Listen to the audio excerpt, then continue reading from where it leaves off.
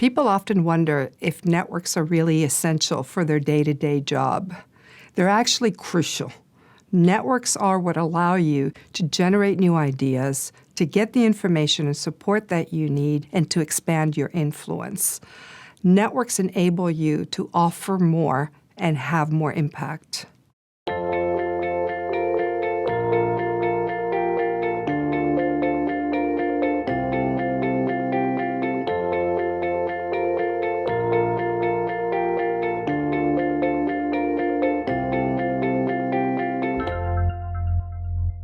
A network is the set of relationships that you depend on to get things done, to get ahead in your career, and to develop professionally. When I ask people how important it is to have a good network in order to accomplish what you want to accomplish, most people say that having a good network is really important to their capacity to get almost anything done. But when I ask them, how good is your network as it is today? What's its quality? Most of the time, they rate it much lower. Their networks are rarely ever as good as their importance. Now, why is that? The first thing that people will tell you is time. It takes time to build a good network. It takes time to maintain a network, and we're all busy. And so the networking, which is always a longer-term time horizon, is going to fall by the wayside. When you dig a little bit deeper, part of the issue is that it's not a top priority because we tend to think that it's not part of the day job, when in fact our networks are just a critical part of how we get things done and how we develop ourselves. One of the things that holds us back from really growing and developing our networks is that we just don't know how. It's a learning process, and it feels kind of inefficient at first because you don't really know what's going to pay off, where to invest your time, what's just kind of exchanging business cards, as opposed to really developing the relationships that are going to help you and are going to help them.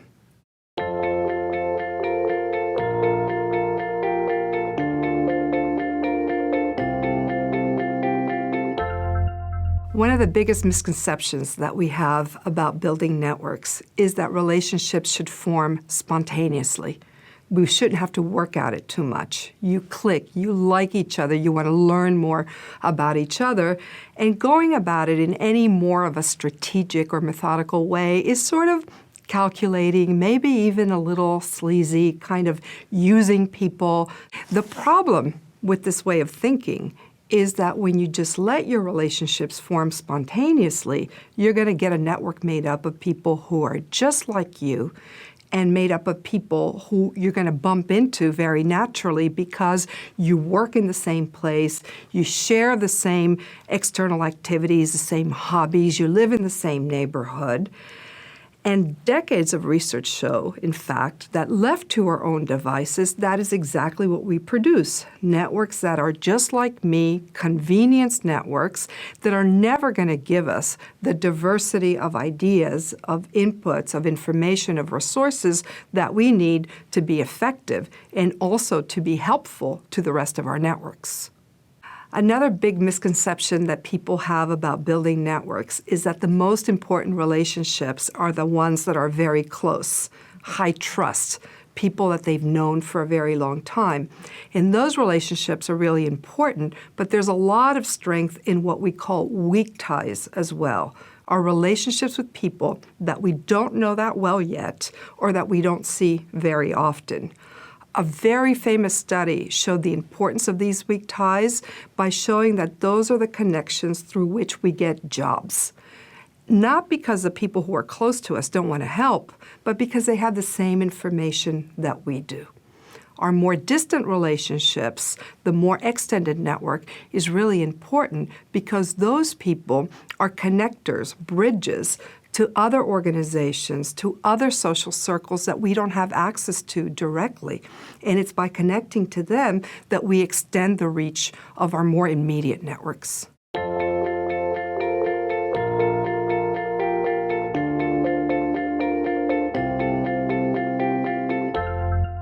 There are three kinds of networks: operational networks, personal networks, and most importantly, strategic networks. The first is what I call your operational network, and all of us have these. These are the relationships that we have with people at work that allow us to get today's work done. The second kind of network is what I call your personal network. These are your friends, family, maybe colleagues who no longer work at your organization, people you went to school with. It's discretionary and it's made up of people you like to hang out with informally. The third kind of network is the kind of network most people are less aware of. I call it your strategic network, and it's really a blend of your external and your internal relationships, but it's those connections that allow you to understand what's going on in your business or professional world, to bring those ideas into the organization, to sell them to people who might not be inside your immediate group, and to also find out about the opportunities that allow you to further your career. Great strategic networks have three qualities. I call them the BCDs of strategic networking. That is, they are broad, they're connective, and they're dynamic. Broad means that you connect to all different kinds of people and not those who are just like you. So across departments, across companies, across levels, people who are more senior, more junior, peers, simply a broad range of people.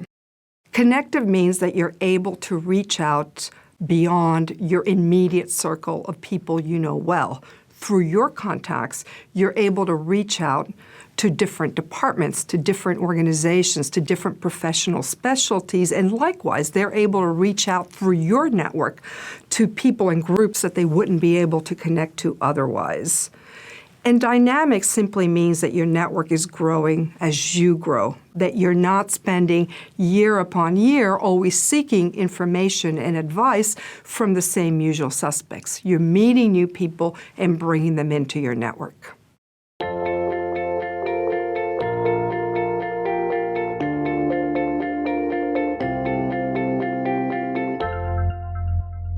Building a strong strategic network is challenging for anybody, but it can be particularly challenging for women.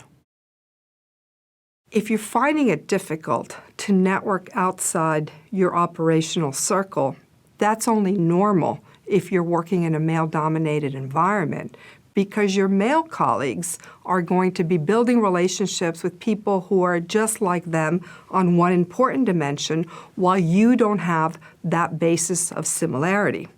If that's the case, don't think that you're having difficulty because you're shy or because you're not good at building networks. It's just simply harder for you to create that common ground because you're working across one more dimension of difference. In particular, when you're trying to network up to people who are more senior than you and outside your group. All of this means that you need to start early and take a long-term view in building your network. I've found in my research that men's work and social networks tend to overlap a lot more than women. So for example, my male colleagues might work on a project together and then go off and play tennis and see each other over the weekend for a barbecue. Whereas my women colleagues often see a whole different bunch of people outside of working hours.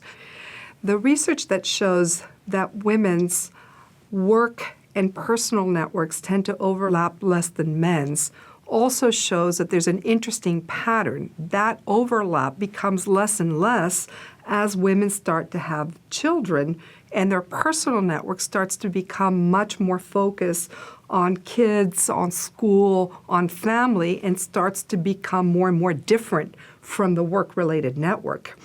That's also when the time crunch comes in, where you're trying to make calculations. Is this networking event going to be worth the trade-off of not being home for dinner or home for homework or whatever other responsibility you might have?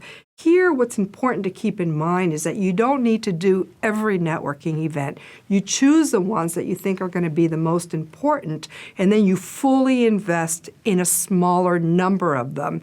You attend, you speak out, you stay for the networking part, you make sure you're meeting a few new people, but you focus and invest on a few. Now, why is this important? First of all, it's more time efficient when your networks overlap. You can plug your ideas, you can get the gossip at the same time as you're exercising.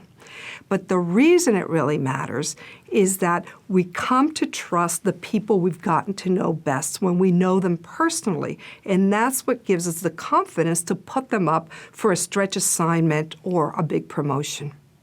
Because networking across differences is somewhat more methodical, it can sometimes feel to women as inauthentic, lining people up so that you can use them, focusing on what value they bring to you.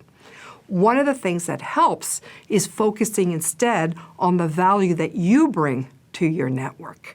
And once you start to realize that value that you bring to your teams and to your organization, it starts to feel more natural and more authentic.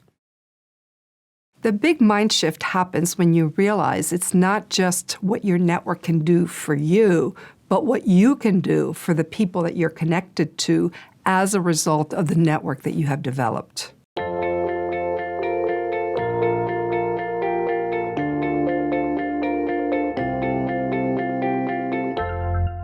There are two kinds of strategies that will help you grow your network. One is to think about what activities you can invest in, both inside and outside your organization. The other is to think about who you know already and what are the ways in which they connect you to people and groups that you don't know yet. The best place to start is to think about what projects, task forces exist in your organization that you might sign up for in order to get broader exposure beyond your immediate group. And then, of course, there's lots of extracurricular activities that you might consider getting involved in to broaden out your circle. A professional conference, a seminar. Most people I know approach the idea of going to some networking event with dread. Nobody thinks it's any fun. They're wondering how to go about it, how to talk to people they don't know. One of the things I recommend is just simply walking in with an attitude of curiosity, like who is this person? What can I get to know about them? What would be fun for me to learn about them? What would be fun for them to learn about me? And all of a sudden it becomes much less of a chore and something that makes it more likely that you are to make a connection that matters. Once you start showing up, because it really is about showing up and signing up, one of the things that I recommend is you start thinking about how to take a more active role. So for example, instead of attending the conference, why don't you sign up to organize a panel, to interview a speaker, to speak yourself? It might seem like a lot of work, but the payoff that you get in return is so much broader because people will know who you are, they'll know what you're interested in, and will reach out more naturally. The second tried and proven way of expanding your network is simply to ask the people that you know to make introductions, to make referrals, to connect you to people they know, to members of their network. Now, to use this method effectively, sometimes it takes a step back for you to really think about who do I need to know? Who are people and groups that are really relevant for me, especially as I move forward in my career? Identify 2 or 3 people who you'd really like to get to know, and then figure out through whom can you get to know them. Ask for those introductions, and then follow up.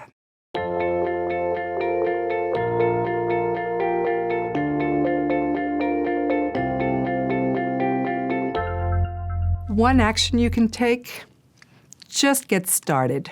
Think about that person you've been meaning to call that you've recently met, or the association you've been meaning to join up. Do it now, get started, and you'll see where it takes you.